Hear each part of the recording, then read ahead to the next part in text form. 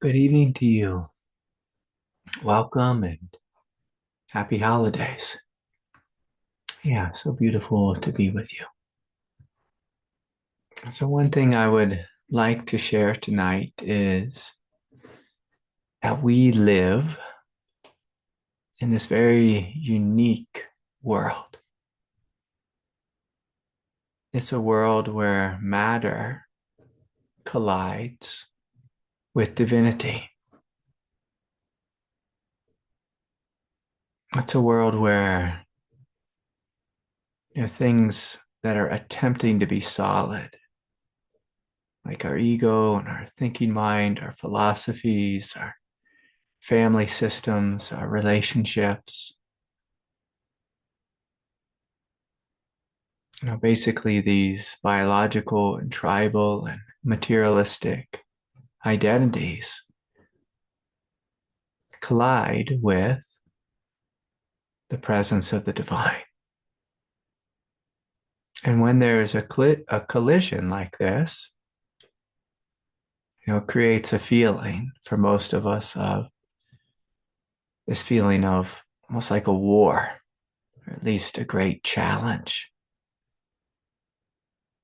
When the angels look at us and we're about to incarnate down here to planet Earth, they know we're about to have a great, wild, adventurous journey. And they know this because you cannot come to this world without being challenged, without being asked to expand, to evolve, to grow into something greater than the human container.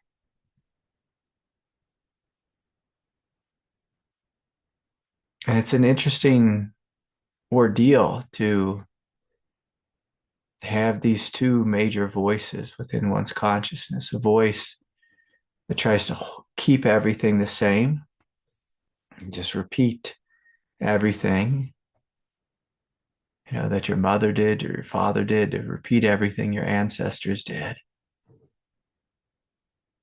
And then another voice that's telling you to let go of that and to open into something new.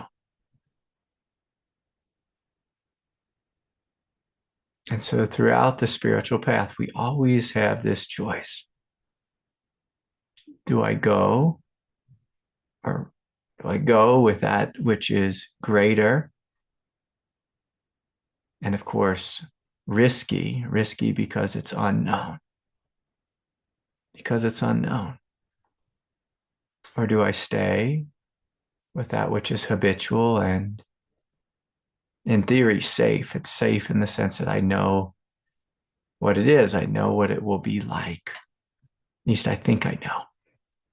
If I just keep doing the same thing over and over again, I'll probably have the same results as I had yesterday. But this world is inviting us to do something greater. It invites us to evolve into something beyond what once was, and to discover a new reality, a greater reality. But this takes courage. It takes courage. And so before we get too deep into the teaching tonight, I'm going to invite us to shut down our eyes and join me in this moment in just noticing, one, your presence. Like, well, what is your presence like? What is your presence like? Your true divinity. And for most of us, that may take a moment to get into touch with or contact with our true divinity. We might discover, oh, the only thing I feel right now is my humanity, just my tightness, my tension, and my thoughts. And so let's surrender all that. A softening throughout the body and opening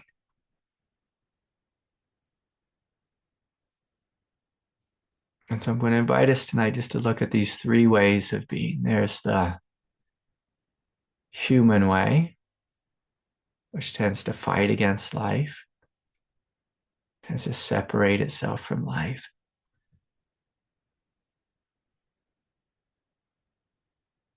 There's a sense of me and an I, and a you, and a here, and a there, and a this, and a that. So let's just take a moment and acknowledge, okay, that's one of the ways our sense of self can manifest.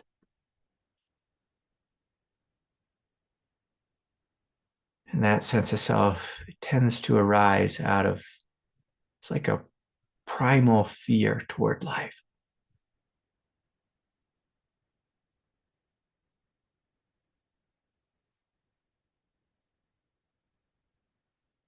And so as spiritual beings, we know that fear is not the highest truth. And so let's see if we can together soften and let go of any fear, any fear-based aspects of our being.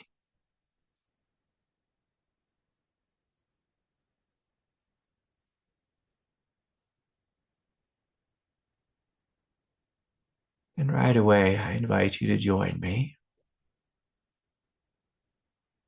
in this space which is awake and aware.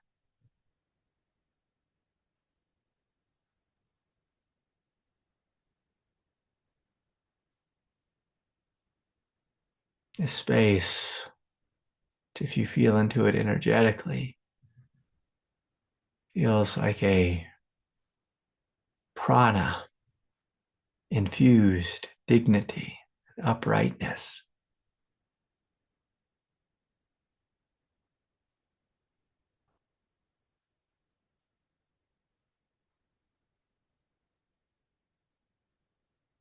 It's awake, aware, radiant,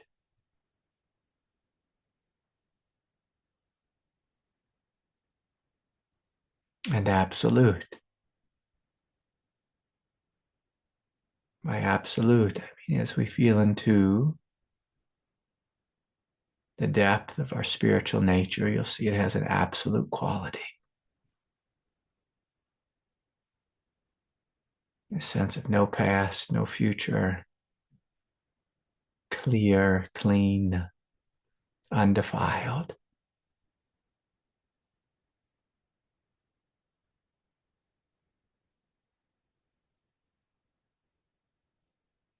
And so we have this choice, how to be.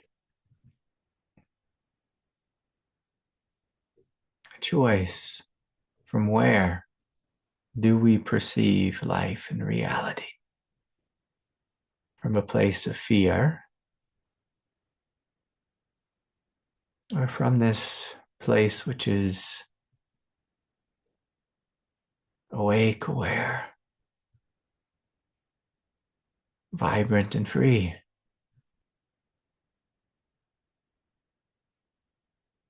And somehow unharmed by life. And I invite you really to see that, to discover this. Oh, there's something here beyond this divided mind, a divided human egoic self, which is, well, undivided, pristine, undefiled.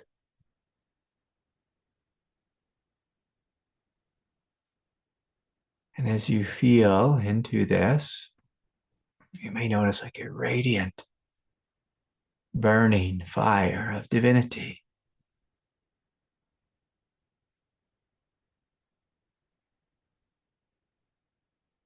And of course, on the spiritual path, if we have a choice between being fear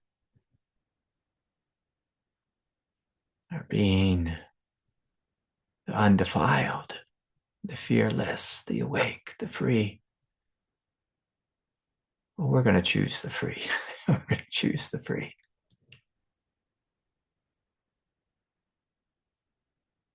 And so from being rooted in the free, I'm going to invite us to open this third way of perceiving. But I want us to see if we can keep the second and the third way. So the second is the absolute way.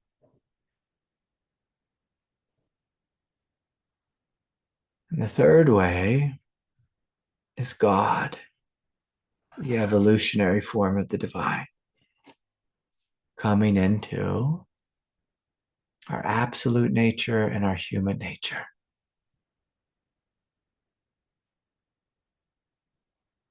And so from this space of the absolute, we open and we receive God's grace.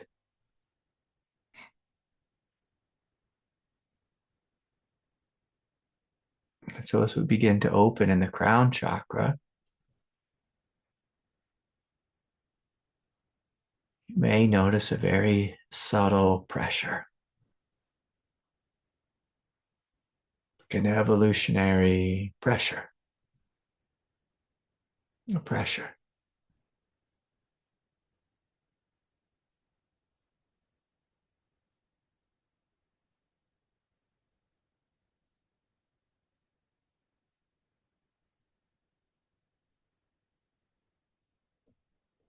And from this space of truth, we choose to open. Even if it's a little bit uncomfortable and really brilliant. We actively choose to open to that which is greater. Actively choose.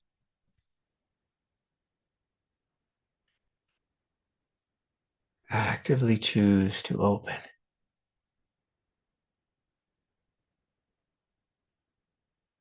to this evolutionary force flowing into the absolute.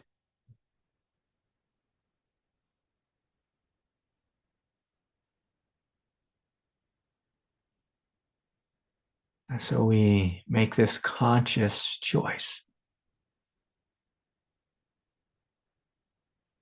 to grow, to expand.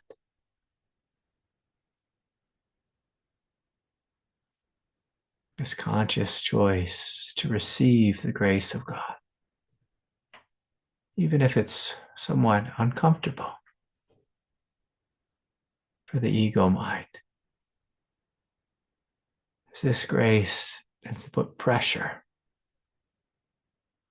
on our lower thinking mind and our lower animal nature, emotional nature. Brings forth a fiery brilliance.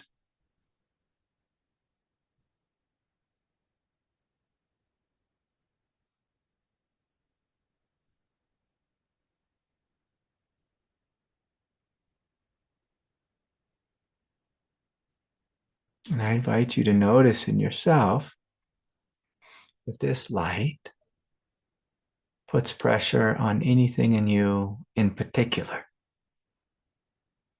Often this light comes with a feeling of heat.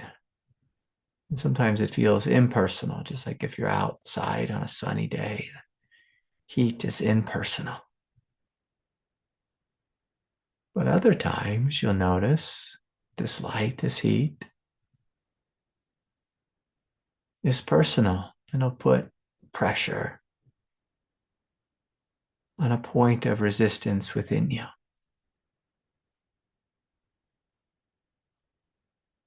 And of course, the invitation is can you soften there? Can you consciously choose to open in a point of resistance?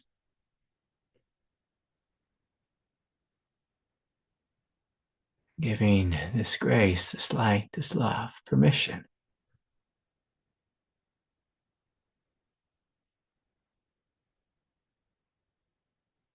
to begin to transform your body, your mind, your emotional nature.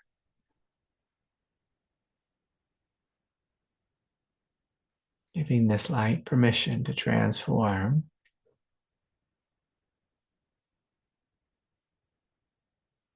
an aspect of your psychological nature.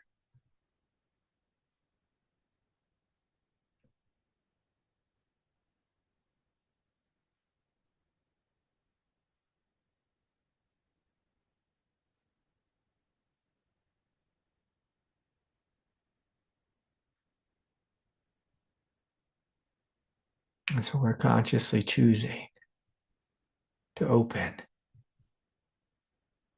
to expand, to receive this light, to be this light.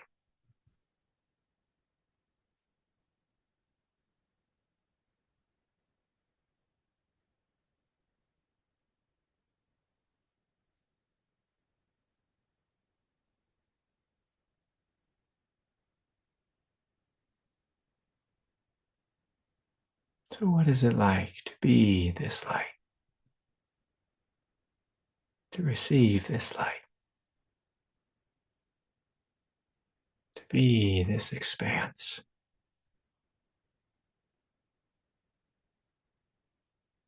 To be this holy fire. What is it like?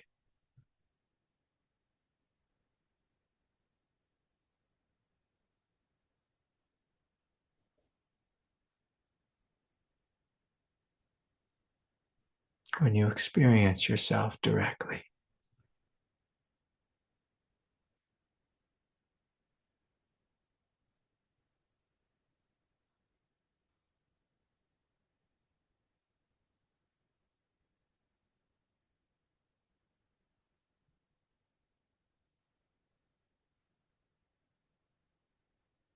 And so we invite this expanse throughout the space of the mind, throughout the throat,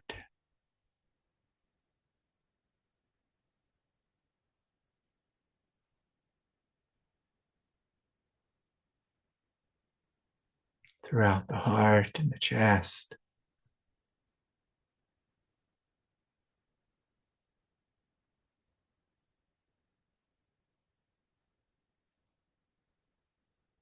throughout the third chakra center,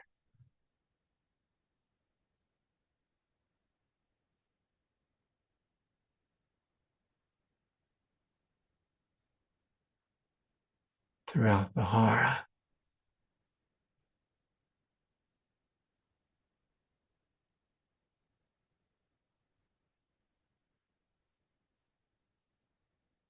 inviting this expansion in the root.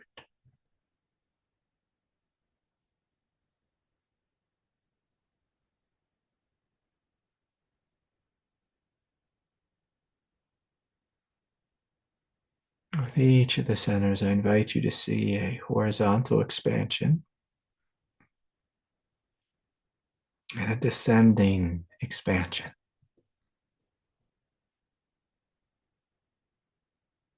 so that we include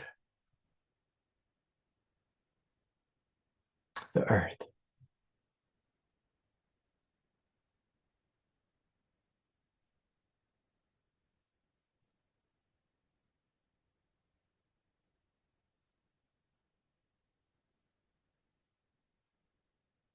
so that we include all of life.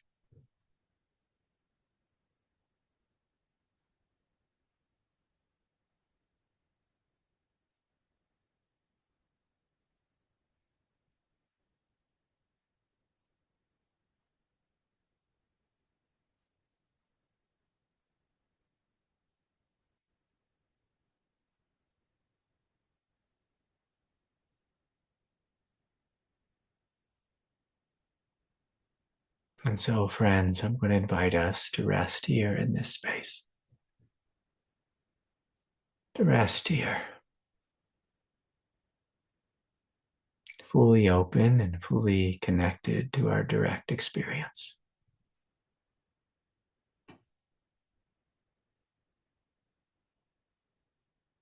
And from this space, I welcome you. I welcome you.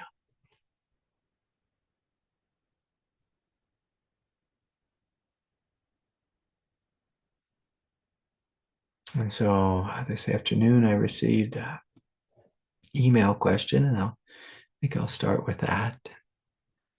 It's quite an interesting question. It's really, really long, but I think I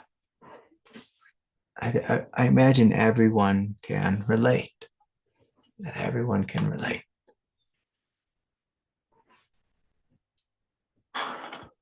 And so the questioner writes, Craig, the last retreat was evolutionary for my spirit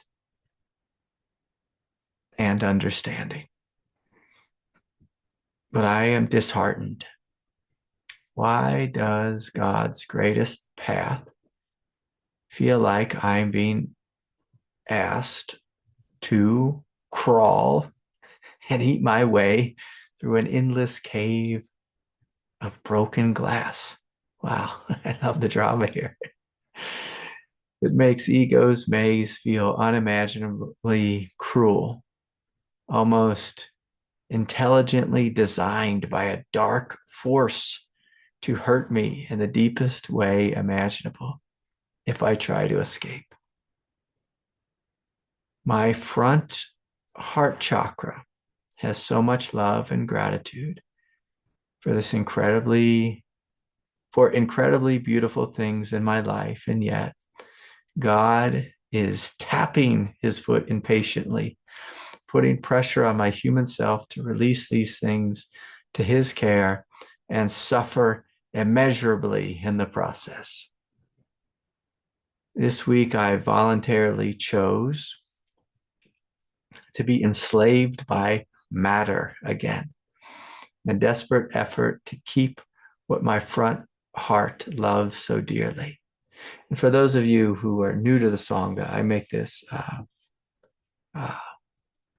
discernment between the surface heart, is what he's calling the front heart, and the true deep heart. So the surface heart is our egoic heart, and it's the heart that has these desires, and grasps at things, and like this Christmas season, like our surface heart, if we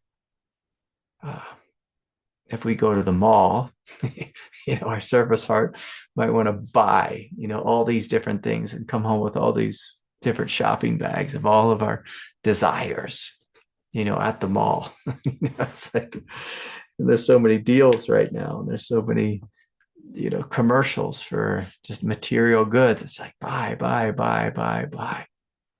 I don't think that's what this person's speaking about, material goods so much, but just the matter of human life. And so on the surface, we have this surface level heart chakra in it. It wants lots of stuff, whether that's people or relationships or cars or houses or fancy clothing or whatever it is. Like in my town, we've got a couple motorcycle shops, and I have to just look at the motorcycle shop from the corner of my eye and just keep driving. It's like, don't go in there, Craig. Don't go in there. Don't buy a motorcycle. You already have one. You don't need another. And so, we all have this. We all have, a human surface heart that wants what it wants. But, what the questioner is saying is he has a heart and it feels like it's split. It's split. And so he goes on to write, have you ever stepped into ego voluntarily before? Well, of course, we all have. Like, we've all seen like a choice before us, and a choice that will take us, backwards, and a choice that will take us forward. And many of us choose, the choice that takes us backwards, or, we really can't go backwards in an evolutionary world, but we can stagnate, and so that's a thing. Have you ever stepped into ego voluntarily before? Of course. I always thought I was someone who would run down the path when it became clear. It is often the case that acts of ultimate self-love feel like betrayal and total selfishness to others? Question mark. I understand why the mystic is often murdered by the world. My ego wants to murder itself for even considering such an egregious crime. I see everything clearly. It's just that choosing immense short-term pain for myself and others feels wrong. Yeah. And so basically, the questioner, again, feels divided here. Feels divided. And, one of the Buddha's definitions of samsara was division. Was this feeling of division. And most human beings are constantly living in division. And it's this division between a lower way and a higher way. Now, sometimes we're divided between two lower ways, and that's just silliness. That's not going to lead us anywhere, Should I get the red Ferrari or the blue one? It's like, those kind of things are just silly. Those kind of things are silly, when we're struggling like that, because that's just really, our mind wanting it all. But when we live in an evolutionary world, we're always going to be challenged. The nature of life is this great challenge. A great challenge. And I don't care what tradition you come from. If we come from Jung's tradition, it's the hero's journey. If we, in the shamanic tradition, again, it's the hero's journey, just a different name. It's just, there might be these series of initiations on the spiritual path. The hero's journey is a journey toward enlightenment. To wake up out of that which is old and stale and dead. Or to wake up out of that which we're clinging to.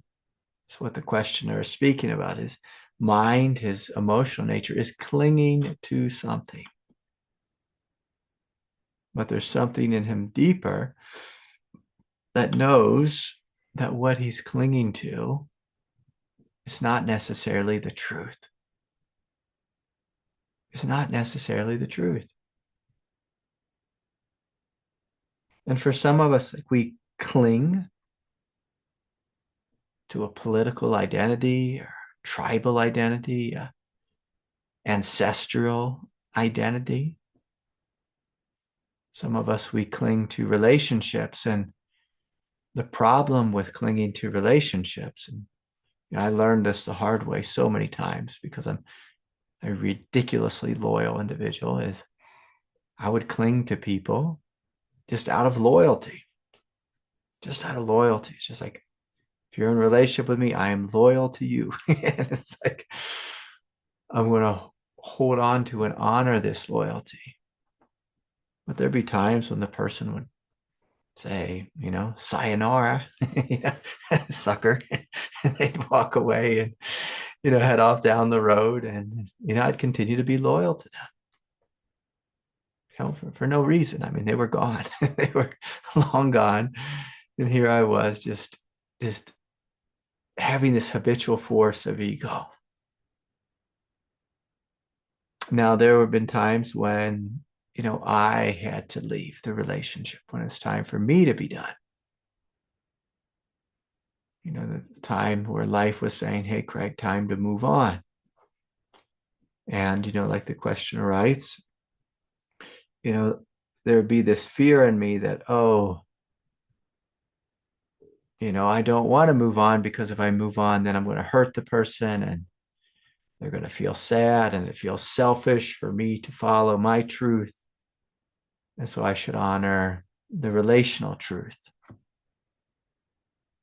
But if I really stopped and looked, the thing that I was really honoring was I was really honoring guilt. Guilt. And I didn't want to break this other person's heart, or I didn't want to end the relationship, or I didn't want to say something that would hurt them, even if it was truthful. And so when we honor the front heart or the surface heart, we are honoring something that is inherently egocentric. Egocentric. When we honor the true heart and the depth of us, we are honoring the divine. We're honoring the truth, this greater intelligence. But the human ego, like from one perspective, it's a force of habit. From another perspective, the ego is this negotiator that's always negotiating with life. And it's asking a question like, well, how much will this hurt? How much will this hurt? If I go ahead with the truth, or if I chase my desire, how much will this hurt? How painful will this be? And every ego on planet Earth does this. It's always like negotiating and figuring and strategizing, like, if I do this thing, how much will it hurt? I even had this moment earlier today of, it sounds silly, but my little girl was going to a birthday party, and it was a pool party. And look, it's December in Colorado. Now, of course, our pool's not outside, but the pool, it's in this big building in the rec center. And it's like, do I want to go and get in that pool?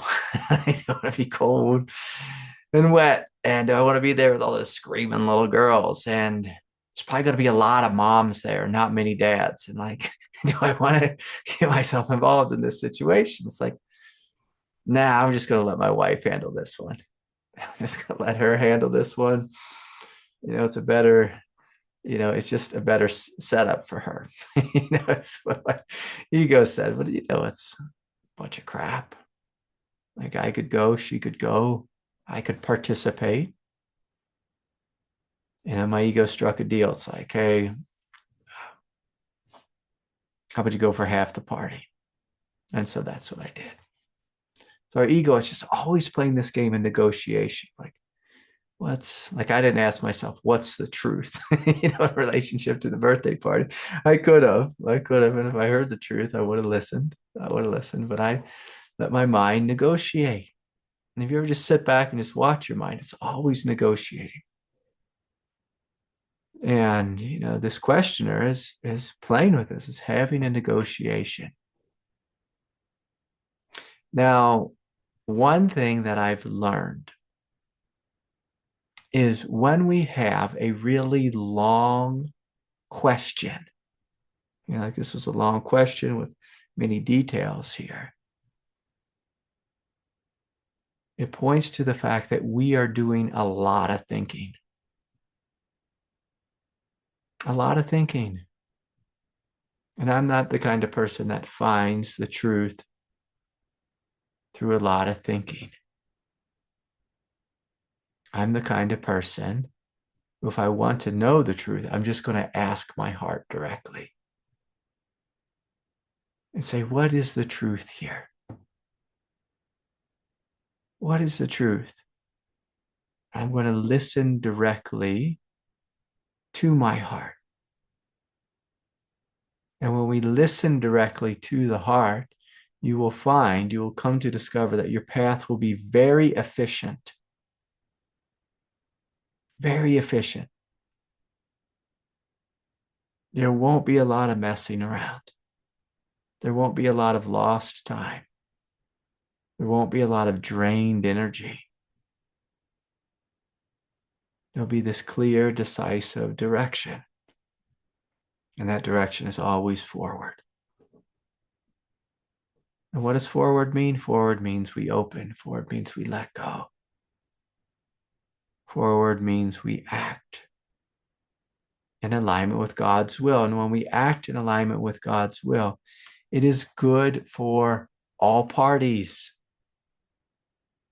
Now, the questioner brings up this argument from the ego. The ego's argument is always, yeah, but short term, it's going to suffer. It's going to suck. It's going to be painful. It's going to be difficult. Well, the truth doesn't care about how we're going to feel short term. The truth doesn't care how we feel short term. The truth is the truth. And the truth is will always be healing and liberating. Big picture, long term for all parties. Won't always be good, short term for all parties. And this is it's always the ego's argument. It's like, well, I want to take care of my needs first. And we had this silly thing happen yesterday. Is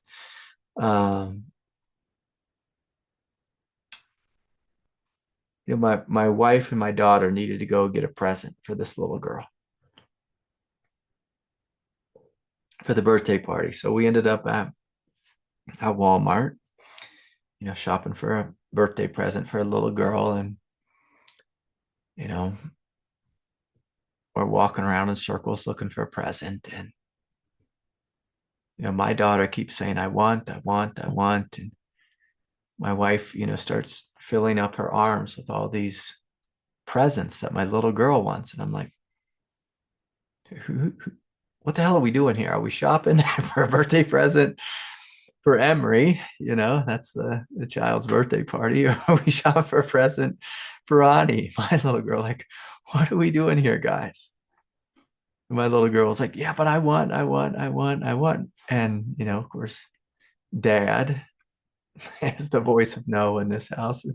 Dad's like, no, we're not getting you all these presents. We're shopping for Emery. And so short term, my daughter was upset with me. Was upset. But again, I'm staying with the truth. We're shopping for Emery. That's the truth. That's the truth here. We're shopping for a birthday present, not for Christmas presents for my girl. And my wife found a way, to negotiate and get my little girl the Christmas presents, because that's what egos do, is they find a way to negotiate so that we don't have to have short-term pain.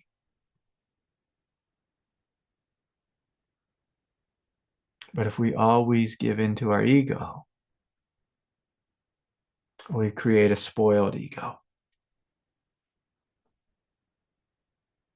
We create a weak ego that lacks strength, that lacks clarity, that is moved by feeling. The truth is not moved by feeling. The truth is moved by the truth. And the feeling that comes after we honor the truth, big picture, long term, maybe not short term, but big picture, long term, the feeling is one of great love, great sanity, great clarity. One of the most painful times of my life was when I had two egoic truths or two egoic desires in my mind at the same time. And these desires tore me up. Half of me was going in one direction and the other half was going in another direction.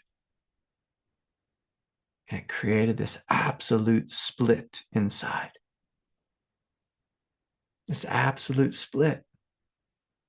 And it drained me of energy, it drained me of prana. It destroyed my sense of peace or freedom or clarity. And saints and sages have told us this since the beginning of time. If we want to know true happiness, the happiness that will benefit all beings, we choose the highest. We choose the highest.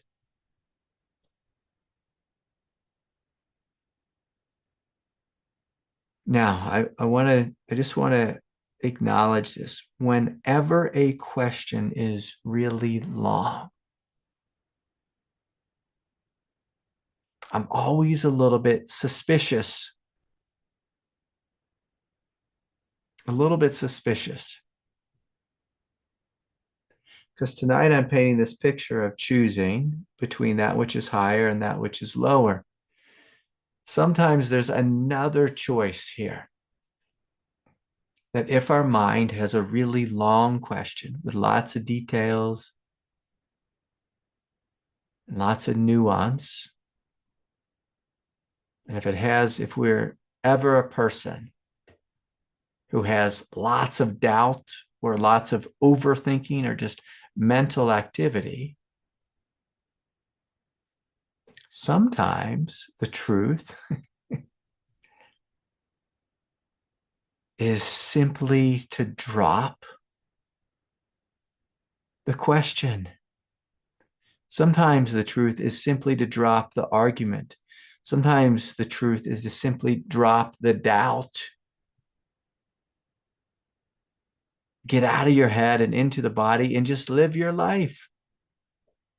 Live your life. Live your life. Sometimes if we are a mentally oriented person and we struggle with doubt, if we're an Enneagram type 6,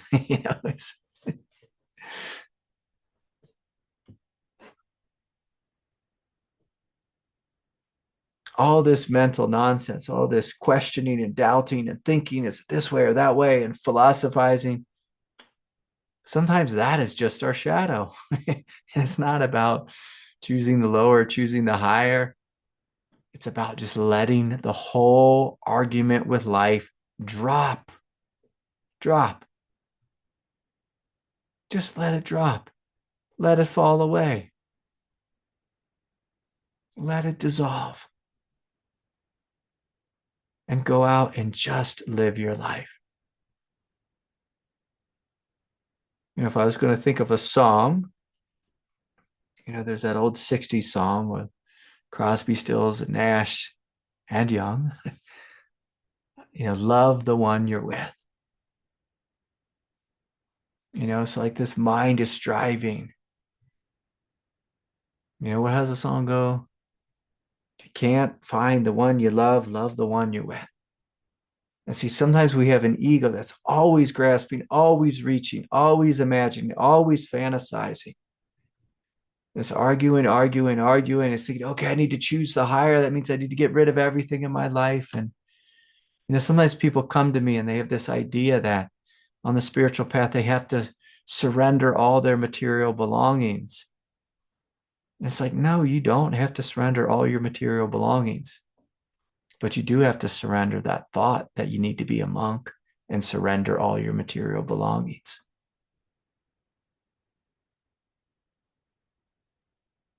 And so for us on the spiritual path, we have to look at our life.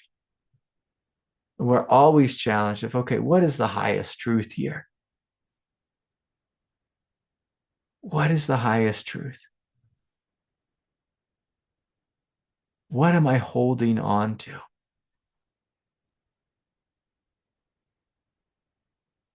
That's not serving me. What is the price that I'll pay if I hold on to this old thing?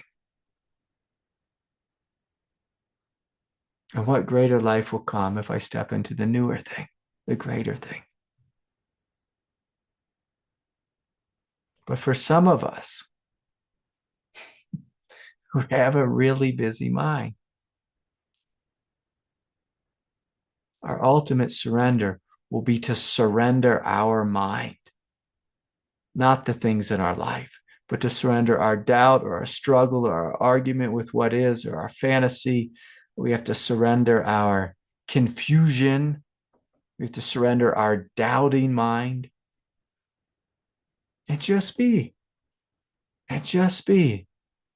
And I've had this happen numerous times throughout my life. I'd have some dialect in my mind, a dilemma of is it this or that or this or that or this or that. And again, that's the psychology of the Enneagram 6. And one day I woke up and realized I need to surrender the dualistic nature of my own mind. I need to surrender the this or the that thinking, that divided thinking.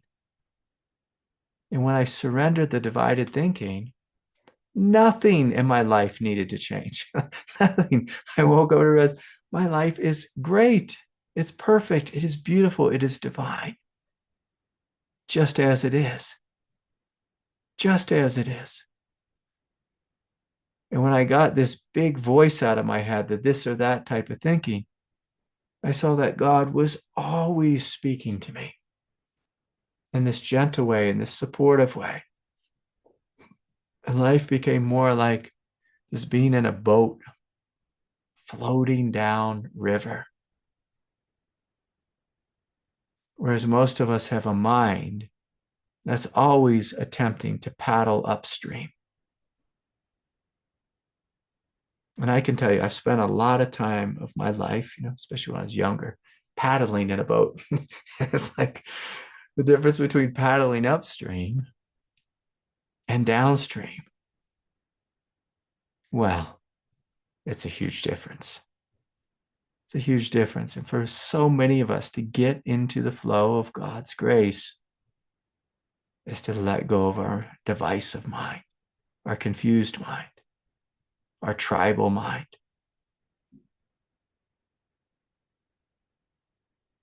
So I'll switch gears here and I just have to talk about the alien invasion just for a moment here. Just for a moment. And so here we are on planet Earth. And there are these bizarre objects in the sky. These bizarre objects in the sky. And they're all over New Jersey and New York, now Connecticut, Maryland. And last year they were here in Colorado. I actually saw one this summer in Colorado. And they're all over the Oregon coast. And, I heard a story this morning that they're showing up in Riverside, California. How about that? How about that? And I've heard every theory imaginable about what these things are. But of course, the truth is we don't know. And so one thing we do know is that we don't know what these things are.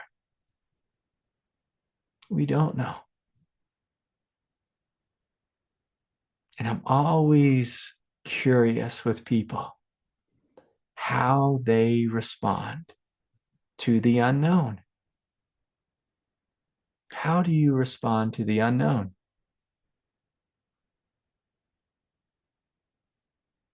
Now, my wife showed me something on Instagram. I don't even know if it's real, but a guy, he saw one of these drones flying over his house. And he got out his rifle and started firing off rounds. It's like, okay, it's like, that's one response. We're going to shoot at the thing. Mr. Trump said, we need to shoot one of these down. I don't support this. I don't support this at all. I don't want to start a war with the aliens. I don't want to do that. I don't think that's wise. But again, like I'm not here to really, talk about, what the proper response is. More, I invite us just to look at this moment in history when something comes to us. When something comes to us. And if like, say like right here in this land that I'm on, a couple hundred years ago, this was Ute tribal land. And if I was hanging out as a Ute and, I saw some funny looking something coming, my way, I'm going to wait and see. I'm going to wait and see. I'm going to see, what is this thing? I'm going to meet it with a sense of universal friendliness. See, what is this thing? Now, I'm going to have some level of discernment, and see like, is this thing coming at me and attacking me and endangering me, or coming to steal my land, or what? And, I might have some of those ideas. But I'm going to look from a place of openness. And I'm not going to be too quick to act. Now, I can say this funny thing because my teacher lived in, a couple big cities. He lived in Los Angeles and he lived in New York. And of course, when I was with him, he lived here in Durango, Colorado. And we built this little retreat center. And, these ladies would come from New York City. They'd come from Long Island. And they'd get off the plane and, I'd pick them up and I'd drive them, up into the mountains, to my teacher's land. And we were way up in the mountains, and they would get out of, this van or my truck, and they start to be nervous. Are there bears? Are there bears? Are there mountain lions? Like, and they were scared because they were in this new environment. They were scared because they were in the unknown.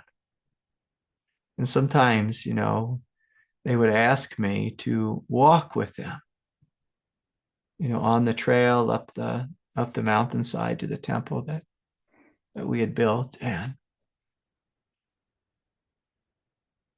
they wanted me to walk with them because they were frightened of the unknown. And that's the nature of the human mind, is to be frightened of the unknown.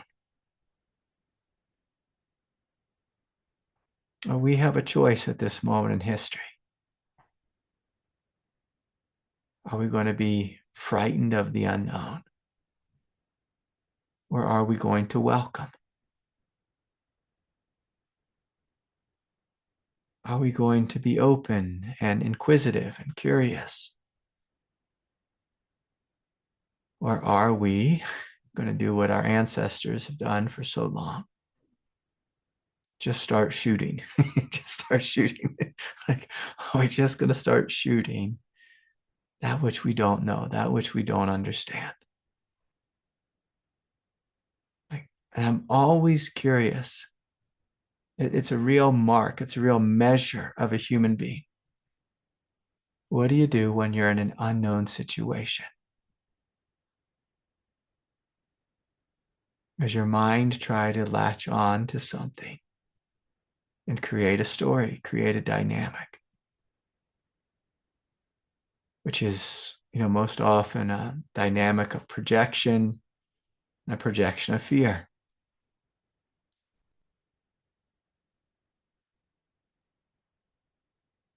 What are we going to do in this time?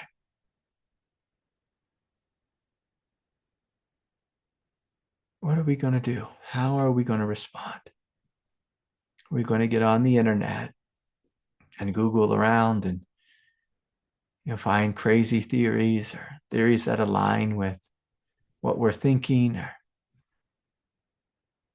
what we fear? Since the beginning of time, humans have looked to the sky And as we look to the sky, our hearts and our bodies opened with this wondrous sense of awe, of awe. It's one of the beautiful things that if you spend time camping or spend time in nature, you just go outside under a blanket of stars. And you cannot help but just fall in love with awe. It's the awe of the universe, to be awestruck. I had this experience happen a couple of years ago when one of my first past lives was revealed to me. And this was like 10,000 plus years ago. This past life was, this life was revealed to me of myself 10,000 years ago.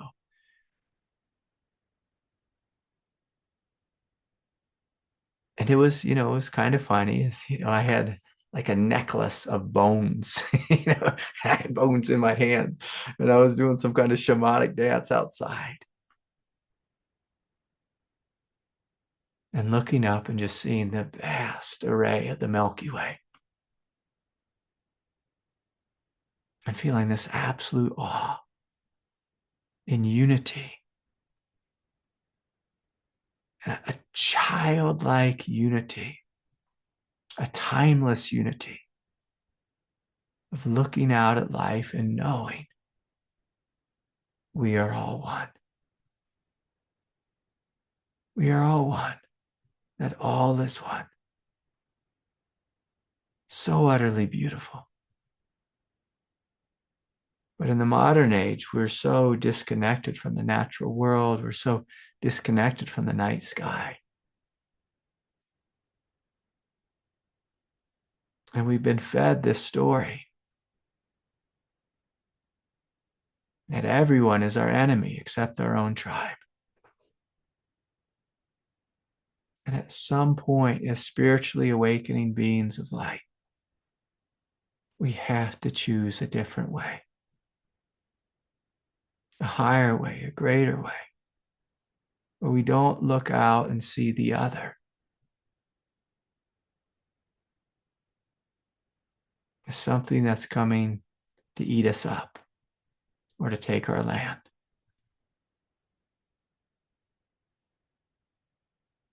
At some point, this species has got to learn how to live from a place of unity. From this perspective of opening to the mystery, exploring the mystery, having mystery as a very fabric of our consciousness. The other night I was, again, staying up late, and I do this thing where my wife, she's like, will you watch a show with me? And I'm like, okay, I guess, and I'll put something on, and she falls asleep in like 35 seconds. It's just, and so I'm sitting there holding her in my arms, and I go down the YouTube rabbit hole, and I saw these, these great, these blocks, these like building blocks of the pyramids. And I don't care which pyramids we're talking about, whether it's Egyptian pyramids, or I visited these pyramids throughout Central America. Tikal was one of the big ones, Tikal. And I think it was in Guatemala. And I could just remember seeing these giant blocks, the building blocks of the pyramid. And I saw one, on YouTube the other night. They were saying this thing was like, I don't know, 72 tons or something ridiculous. And they said it came from a place like 500 miles away. When you look and you study history and you see these ancient structures, you say, like, how did they do this? Like, how did they do this? Like, who cut these rocks? Who moved these rocks? You see, like, we don't have machines. that could move these rocks in the modern age. Like, we don't have the machines that could build these temples. Like, how is this possible? How is it possible? And you see, throughout history, we've had some wild visitors, visitors that we didn't understand, who came from a world of higher intelligence. And it appeared these visitors worked with us in one degree or another. That they worked with us.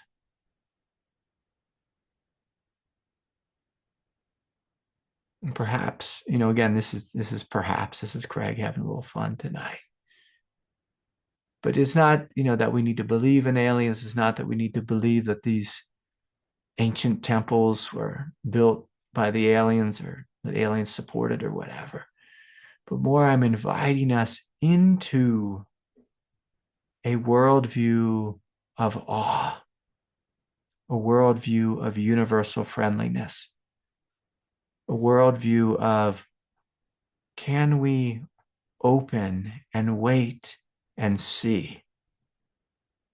Can we open and wait and see?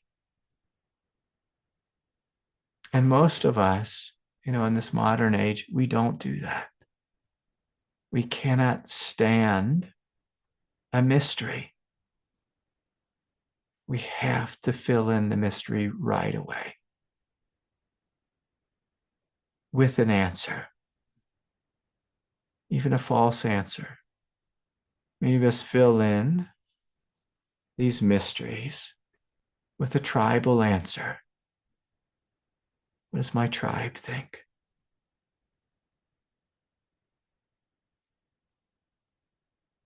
And a big aspect of being awake in the world, a great power, is having the ability to wait and see, to open to this great mystery of life and see what's the truth here. What's the truth? Are we alone here on planet Earth? Are we alone in this universe? Is there a greater life? Is there a greater way? Are there some things that I just will not understand in this mind of mine? And can I be okay with that? Can I be okay with not knowing? Can I be okay with opening to something? In this case, I'm speaking about grace. Can I be okay with opening to grace, even if it's difficult in the short term? Can I be okay not knowing what the immediate response is, but knowing, oh, maybe I do need to let go of this lesser thing? And whether this lesser thing is a materialistic thing, or whether this lesser thing is the mind itself. Can I let go and simply be open? And while I'm open,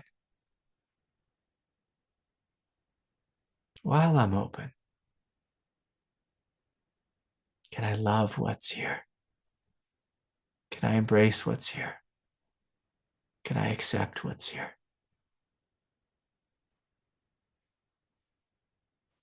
And so beautiful to be with all of you. If anyone has a question or comment or correction, you can bring it forward. Let's see what popped up in the chat.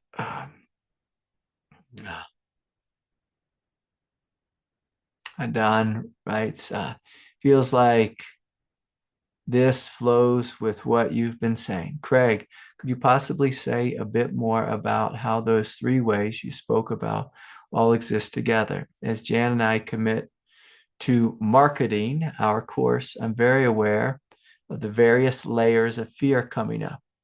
Then opening to the vastness of the utter silence and stillness, it doesn't matter, neither money nor success nor anything else. But then opening to the divine evolutionary energy, it is clear I'm being called on to relate to this work in a radically different, transformed way. Good. It's odd, strange, funny, weird to house these very different ways of being. Be wonderful to hear you say something about the challenges of this. Maybe maybe the angels are looking down and smiling or laughing at this even now. Yeah. Yeah. Well, this is the very path of being human. And in us, we have this old self, this old conditioned self. And then we have an absolute self. Now, in the olden days of spirituality, the path was all about letting go of the human and just coming into your absolute nature and just resting in being. It's primarily like the path taught by the Buddha, is resting in being. But the problem with this world is it's an evolutionary world and it demands a response from us. It demands a response. And often I've been, so bold to say that even God herself is evolving. That God doesn't want to just be the absolute. God is always continually creating the future. And the future is always greater. The future is a movement of growth. And of course, this growth will put pressure on the old habitual self. And we've all tried and attempted at times to hold on to the old habitual self. The problem with holding on to the old habitual self, if we do so, and in turn are resisting God, then God tends to turn up the heat. And in this case, if most of us, if we're spiritual beings, we've spent a whole lot of time forgetting about our human self and focusing only on the divine self, which again, that's a great thing. That's a great thing. But the shadow in this is that most spiritual beings, myself included, are terrible at self-promotion because we always put ourselves last. We always put ourselves last. We act like our idea or our thing isn't worthy of anything. But one way we can have great devotion to God, great devotion to the truth, is to listen to God and listen to how God is putting pressure on us to grow, to change, to evolve. And so one of the greatest ways we can honor God is through honoring and valuing our own evolution. Because our evolution is God's evolution. And when we start to see this from this impersonal view, we see that all human beings, when they follow their highest nature, we are all simultaneously evolving God here on planet Earth. Here on planet Earth. Whenever we choose that which is higher, whenever we face our shadow, whenever we face our habitual sense of self, we choose that which is higher. It's a way of worshiping the Divine Mother. It's a way of honoring her will and being a co-creator here on planet Earth. And of course, I always need to remind folks this, that God's will and your human will, your highest human will, is the same will, is the same will. There's one truth, one truth. There's not your truth and God's truth. There's just one truth. It's God's truth arising in you. And Don, you and Jan made this beautiful course. So God will challenge you to market it, to put it out there, to share it with the world. And for most of us, like, there's a little bit of a hero's journey here. It's like when we look at, we have a gift within us and we need to share this. But first, before we share it, most of us will be challenged by our fear of, oh, if I really bring this to the world, maybe people will laugh at me, or they'll make fun of me, or they'll ridicule it, or maybe the course won't work, or maybe the technology will fall apart, or this or that.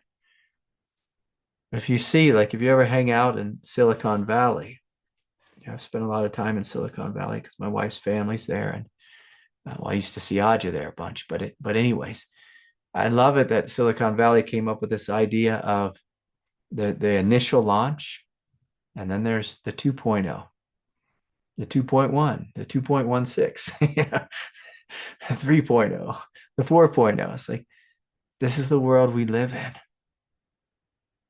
But for most of us, we have to get through this initial launch of our gift. We have to get through the 1.0 first. We have to face the fear, face the challenge, invite the light to shine, hold on to the light, to have faith, to continue to walk in the direction of the unknown, even if we don't know what's going to happen. Can we open and see? Can we open and see? If these aliens come, when they come to my house, it's like, I'm getting on that ship. I'm getting on that ship. I want to see. I want to know. And even if the thing kills me,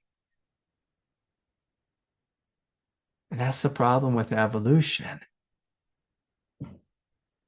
sometimes it's dangerous. And that's why we have this fear response. But it can be helpful to have some level of discernment here. There's a difference between discernment and fear. Discernment comes through seeing clearly. Fear thinks it knows from the beginning. But discernment has a willingness to be friendly, to see, to be curious. To be curious. And if any of you have ever seen this movie, it's excellent. One of my favorite alien invasion movies was Arrival. And, basically it's a story of a linguist who would go up into this big alien ship, and, her job was to learn how to speak with these things, learn how to communicate. And, the scientists would do this thing where they bring birds in a cage and to see if, like, the birds could survive in the environment, where they were, being asked to communicate with the aliens in. And it's like, okay. And so the linguist saw, okay, the birds survived. I'm going to take off my big shielding spacesuit. I'm going to let go of all my guards.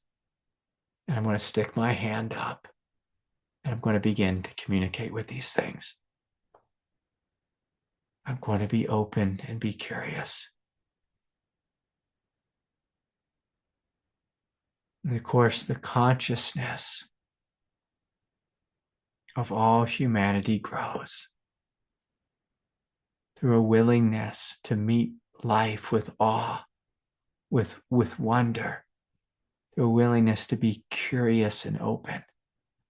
the willingness to put down the guard, to put down the weapons, to let go of the shields and say, hey, what do you have to teach me? And I don't care if you are looking into the eyes of your dying dog.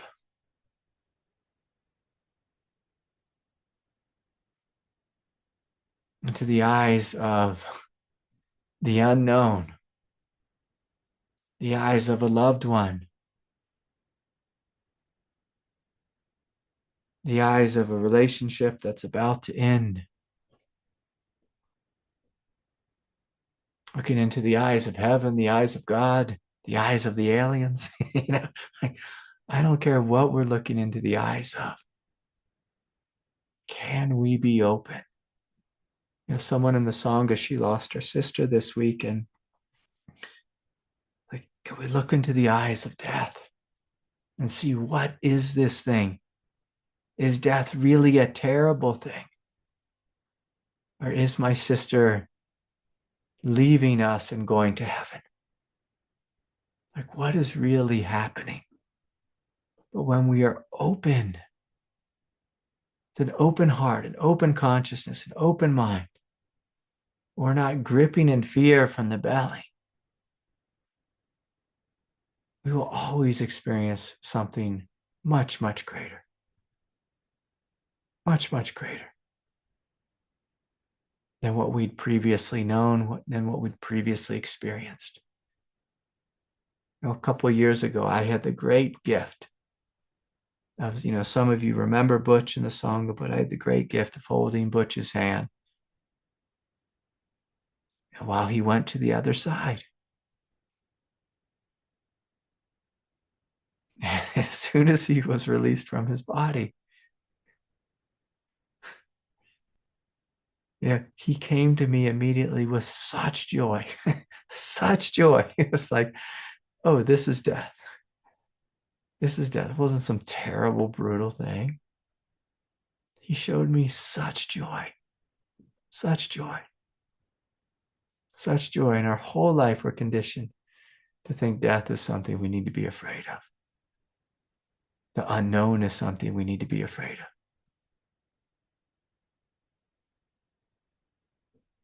And so I'm going to invite all of us as a Sangha to go outside tonight and look up at the heavens with an open heart. And just notice what it feels like to stand in a space, in a state of awe. And I'm going to invite us to add this to our spiritual practice. It's much easier now that the days are so short. You can go out at 7 p.m., 8 p.m. and just stand before heaven, looking up and receiving the wonder, the awe, the totality of life. See what comes. And maybe you see a little green guy floating around in a spaceship. Maybe you see some angels. Maybe you just see the absolute hugeness of the heavens and discover that you are that. That you are that. And so much love to each of you. What a blessing to be alive at this time. May all beings be blessed. May all beings be free. And God, will you come into us and teach us human beings how to live with love, with kindness, with sweetness, with compassion? Will you help us to put down our weapons of destruction and learn to live together as one human consciousness here on planet Earth? And whatever these things are that are visiting us, Lord, may they come in peace. May we meet them in peace. May peace triumph through and throughout creation, now and forevermore. And so, good night, everyone. So good to be with you. So much love. See you next time.